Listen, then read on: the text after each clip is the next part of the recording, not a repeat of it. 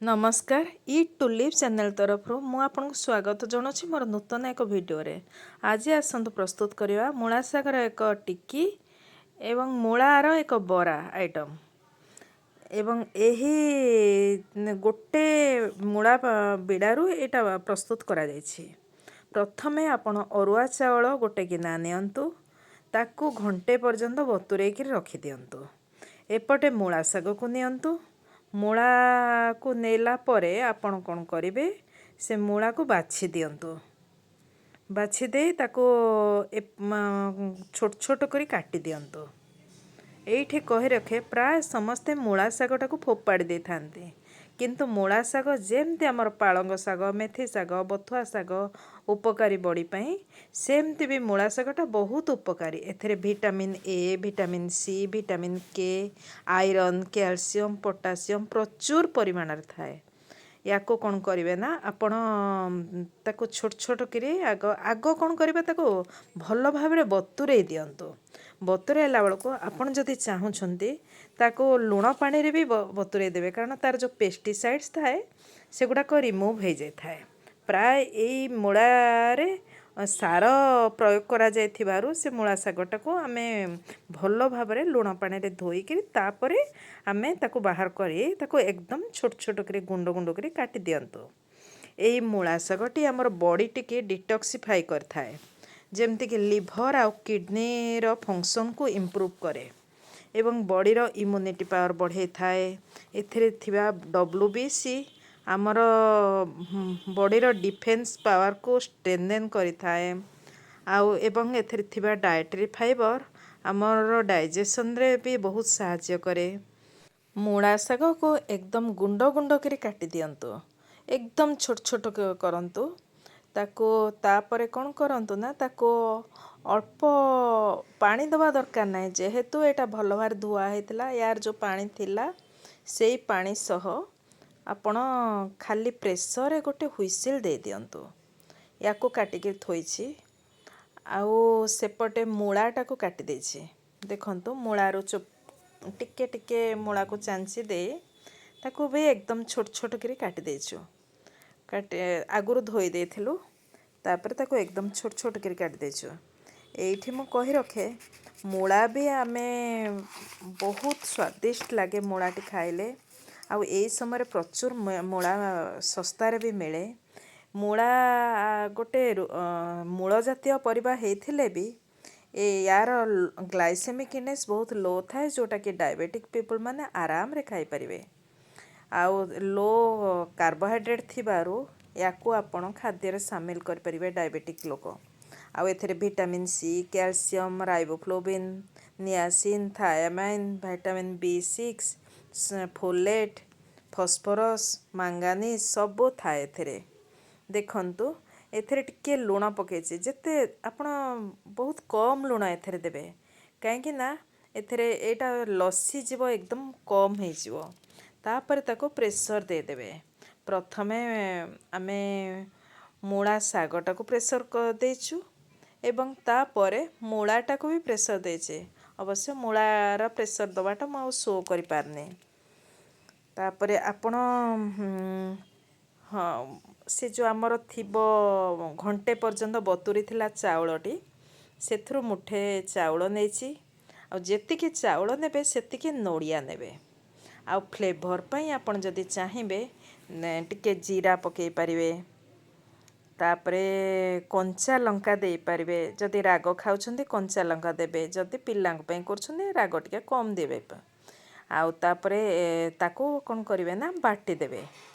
बाटी दे आपण हेची बटा हेगला।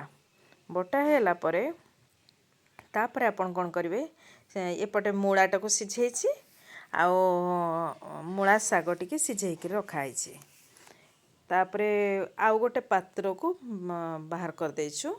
बाहर करी सेथिरे मु आग प्रथमे मूलाटा को पके दियंतु। मूलार गोटे कोटिंग हे जिवो। तापरे एटा को टिके गोळेछि। देखंतु एटार जेतिके कंसिस्टेंसी हेछि सेटा ठीक रहिछि, किंतु जदि आपनकर पतला हेथिबो सेथिरे आपन टिके बेसन बे ऐड कर परिबे। तापरे तावा बसैछि। हमर पैन बसैला परे से पैन रे अल्प टिके ହେଇଛି ଏପଟ ସାଇଡ଼୍ରେ ମୂଳାଟାକୁ କୋଟିଂ ପାଇଁ ଆମର ଆଣରେ ପକା ହେଇଛି। ତାପରେ ଆପଣ ପ୍ୟାନ୍ରେ ସୋରିଷ ତେଲ ଟିକେ ନିଅନ୍ତୁ। ଏଇଟା ହେଲା କୋଲ୍ଡ ପ୍ରେସ୍ ଅଏଲ୍। ସବୁବେଳେ ଆପଣ ରିଫାଇନ୍ ତେଲ ବଦଳରେ କୋଲ୍ଡ ପ୍ରେସ୍ ସୋରିଷ ତେଲ, କୋଲ୍ଡ ପ୍ରେସ୍ ବାଦାମ ତେଲ ପକାନ୍ତୁ, ଯେଉଁଟାକି ଘଣା ପେଶା ତେଲ। ସେଇଟାରେ ଆପଣଙ୍କର ନ୍ୟୁଟ୍ରାନ୍ ଟିକେ ଅଧିକ ମହଜୁଦ ଥାଏ। ତାପରେ ସେ ଯେଉଁ କୋଟିଂ ମୂଳା ଟିକେ ପକାଇ ତାକୁ ସ୍ୟାଲୋ ଫ୍ରାଏ କରିଛି। ଏଇଟା ଡିପ୍ ଫ୍ରାଏ ବି କରିପାରିବେ, କିନ୍ତୁ ସ୍ୟାଲୋ ଫ୍ରାଏରେ ଅଳ୍ପ ତେଲ ଯାଇଥାଏ ବଡ଼ି ପାଇଁ। ସେପାଇଁ ସ୍ୟାଲୋ ଫ୍ରାଏଟା ଅଧିକ ସ୍ୱାସ୍ଥ୍ୟପ୍ରଦ, ଆଉ ଟେଷ୍ଟ ବି ବେଶୀ ଫରକ ନଥାଏ। ଟେଷ୍ଟ ବି ଥାଏ, ବହୁତ ଭଲ ଲାଗେ। ଏମିତି ବି ଯେଉଁ ସ୍ୟାଲୋ ଫ୍ରାଏଟା ବେଟର୍ ଲାଗେ। ତାପରେ ଦେଖନ୍ତୁ ଆପଣ, ଏଇଠି ମୁଁ କହି ରଖୁଛି, ମୂଳାରେ ଆମର କୋଏଞ୍ଜାଇମ୍ କ୍ୟୁଟେନ୍ ଥାଏ, ଯେଉଁଟାକି ଆମର ହାର୍ଟ ହେଲ୍ଥକୁ, ଡାଇବେଟିସ୍ ପାଇଁ ବହୁତ ଉପକାରୀ ହେଇଥାଏ। ଏଇଟା ଲିଭରକୁ ବି ଡିଟକ୍ସିଫାଇ କରିଥାଏ। ଲିଭର ଫଙ୍କସନ୍ଟାକୁ ପୁରା ଠିକ୍ କରିଥାଏ। ଯେଉଁ ହାର୍ମଫୁଲ୍ ବ୍ୟାକ୍ଟେରିଆ ଥାଏ ତାକୁ ବାହାର କରିଦିଏ। ମୂଳାର ସାଲାଡ଼ ବି ଆପଣ ଦହିରେ କରିପାରିବେ ସେଇଟା। ଆଉ ଏଇଟା ହାର୍ଟର ଫଙ୍କସନ୍ଟାକୁ ଭଲ ରଖେ। ଆଉ ବ୍ଲଡ଼ର ସର୍କୁଲେସନ୍ଟା ଠିକ୍ କରିଥାଏ। ବ୍ଲଡ଼ ପ୍ରେସରଟାକୁ, ଯେହେତୁ ଏଥିରେ ଆମର କ୍ୟାଲସିୟମ୍ ପଟାସିୟମ୍ ଥାଏ, ଏଇଟା ବ୍ଲଡ଼ ପ୍ରେସରକୁ ମ୍ୟାନେଜ୍ କରିଥାଏ।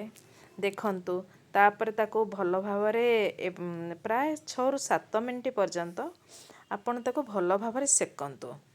ଯଦି ଅଳ୍ପ ଅଳ୍ପ ସମୟ ତାକୁ ସେକନ୍ତୁ। ଆଉ ସେକିଲା ପରେ ଆପଣ ତାକୁ ବାହାର କରି ଆଣନ୍ତୁ। ଏପଟେ ମୁଁ କ'ଣ କରିଛି, ତାପରେ ମୂଳା ଶାଗଟାକୁ ପକାଇ ଦେଇଛି। ଶାଗ ଟିକେ ଛୋଟ ଛୋଟ ଟିକି ବନେଇବା ପାଇଁ ମୁଁ ତାକୁ ପ୍ରସ୍ତୁତ କରୁଛି। ଏଇଠି କହି ରଖେ, ମୂଳା ଶାଗରେ ଆମର ଆଣ୍ଟିଅକ୍ସିଡାଣ୍ଟ ଭରପୁର ଥାଏ, ଯେଉଁଟାକି ଆମର liver cancer, colon cancer, breast cancer, cervical prostate, ତାପରେ ଲଙ୍ଗସ୍ କ୍ୟାନ୍ସରକୁ ଆମର ପ୍ରିଭେଣ୍ଟ କରିଥାଏ। ରିସର୍ଚ୍ଚ କହୁଛି, ଏହି ମୂଳା ଶାଗର ରସକୁ ଆମେ ଯଦି ଖାଇବା, ଯେଉଁ କ୍ୟାନ୍ସର ଗ୍ରୋଥ୍ କରୁଥିବା ଆମର ସେଲ୍ଟା, କ୍ୟାନ୍ସର ସେଲ୍ଟା ଯେଉଁଟାକି ବ୍ରେଷ୍ଟ କ୍ୟାନ୍ସର କରାଏ, ସେ ସେଲ୍କୁ ଷ୍ଟପ୍ କରାଏ।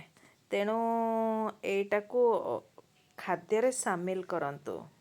କିନ୍ତୁ ମନେ ରଖନ୍ତୁ, ଯେଉଁମାନଙ୍କର ଥାଇରଏଡ଼୍ ଇସ୍ୟୁ ଅଛି, ସେମାନେ ୟାକୁ ଟିକେ କମ୍ ପରିମାଣରେ ଖାଇବେ, ବେଶୀ ଖାଇବେ ନାହିଁ।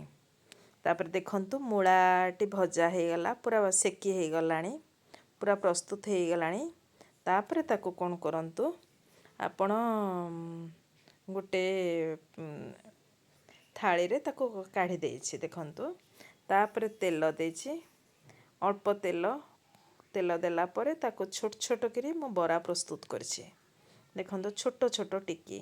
ଏ ଟିକିକି ଆପଣ କ'ଣ କରିବେ, ଚା ପାଖରେ ବି ଏଇଟା ସ୍ନାକ୍ସ ଟାଇପ୍ର ଖାଇପାରିବେ। ଏମିତି ଖାଲି ଛୋଟ ଛୋଟ ଭୋକରେ ବି ଖାଇପାରିବେ। ଆଉ ସନ୍ଧ୍ୟାବେଳେ ଏଇଟାକୁ ଛୋଟ ସ୍ନାକ୍ସ ଭାବରେ ୟୁଜ୍ କରିପାରିବେ। ଭାତ ସାଙ୍ଗରେ ଖାଇପାରିବେ, ରୁଟି ସାଙ୍ଗରେ ଖାଇପାରିବେ। ୟାକୁ ଯଦି ଆପଣ ବଡ଼ ବଡ଼ ବରା କରିବେ ବି, ଏଇଟା ୱାନ୍ ଟାଇପ୍ ଅଫ୍ ଆମର ପ୍ୟାନ୍ କେକ୍ ହେଇପାରିବ। ଆପଣ ତାକୁ ଖାଇବେ। ଏଇଟା ମୁଁ ଛୋଟ ଛୋଟ କରି ବନେଇଛି। ଆପଣ ଚାହିଁଲେ ବି ଏଇଟାକୁ ବଡ଼ ବଡ଼ କରି ବନେଇ ପାରିବେ। ଆପଣ ଏଇ ଶୀତ ଋତୁରେ ଆପଣ ମୂଳାର ଶାଗଟାକୁ ନ ଫିଙ୍ଗି ପ୍ରସ୍ତୁତ କରନ୍ତୁ। ଏମିତି ସ୍ୱାଦିଷ୍ଟ ଜଳଖିଆ ନିଜେ ଖାଆନ୍ତୁ, ଅନ୍ୟମାନଙ୍କୁ ଖୁଆନ୍ତୁ, ଏବଂ ଆମର ଇଟ୍ ଟୁ ଲିଭ୍ ଚ୍ୟାନେଲକୁ ସବୁବେଳେ ଦେଖନ୍ତୁ ଏବଂ ଅନ୍ୟମାନଙ୍କୁ ବି ଏଇଟା ସେୟାର କରନ୍ତୁ। ଏଥିରେ ଆମେ ରେସିପି ସାଙ୍ଗରେ ବହୁତ ମୂଲ୍ୟବାନ ଟିପ୍ସ ସବୁ ଦେଉଛୁ, ଯେଉଁଟାକି ଆପଣଙ୍କର ସୁସ୍ଥ ଶରୀର ଏବଂ ସୁସ୍ଥ ସମାଜ ପାଇଁ ବହୁତ ଜରୁରୀ। ନମସ୍କାର।